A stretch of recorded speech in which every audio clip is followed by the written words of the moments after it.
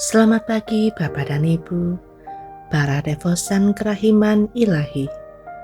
Bacaan hari ini dari buku harian Santa Faustina, nomor 97 sampai dengan 99. Imam terhuyung-huyung di bawah himpitan, pergulatan semakin mengganas. Jiwa berusaha keras untuk berpaut kepada Allah dengan membangun niat. Dengan izin Allah, setan melangkah lebih jauh. Harapan dan cintanya pun mulai diuji. Godaan-godaan ini sungguh mengerikan. Diam-diam, katakanlah demikian. Allah menopang jiwa itu. Jiwa itu tidak sadar akan hal ini. Tetapi kalau tidak ditopang Allah, mustahil ia dapat tetap teguh.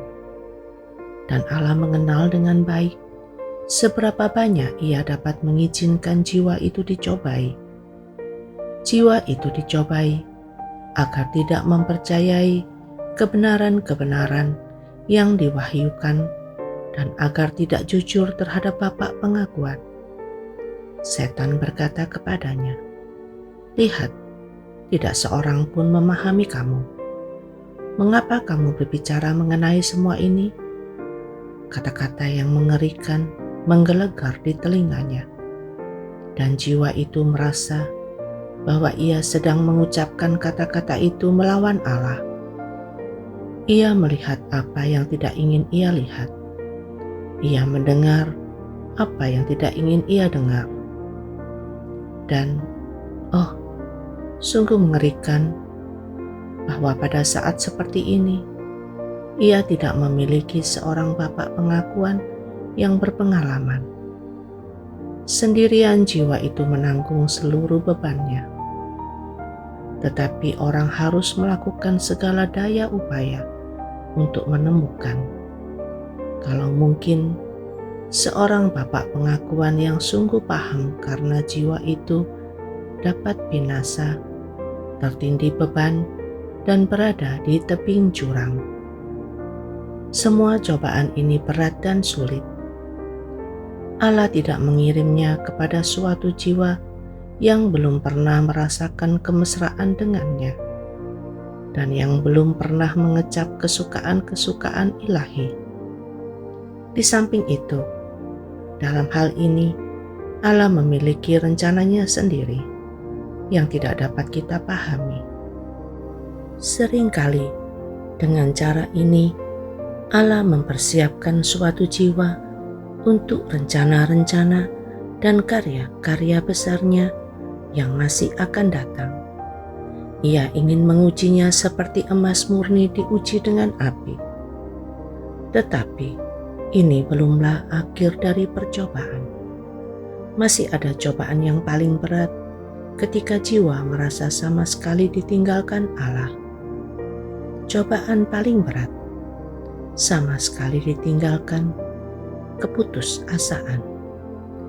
Ketika jiwa keluar dari cobaan-cobaan sebagai pemenang, meskipun tersandung di sana-sini, ia terus berjuang dengan gigih sambil dengan rendah hati berseru kepada Allah, "Selamatkanlah aku, sebab aku binasa."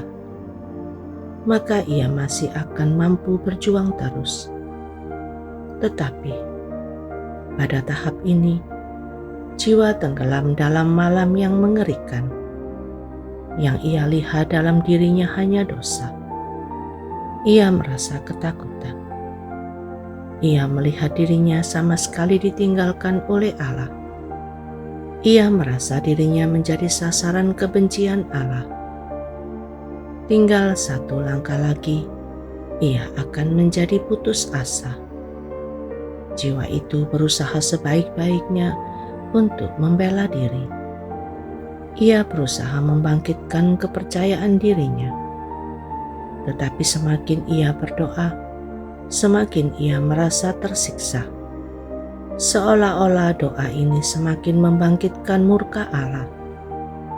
Jiwa itu mendapati dirinya ditempatkan di puncak suatu gunung yang tinggi, persis di pinggir suatu jurang.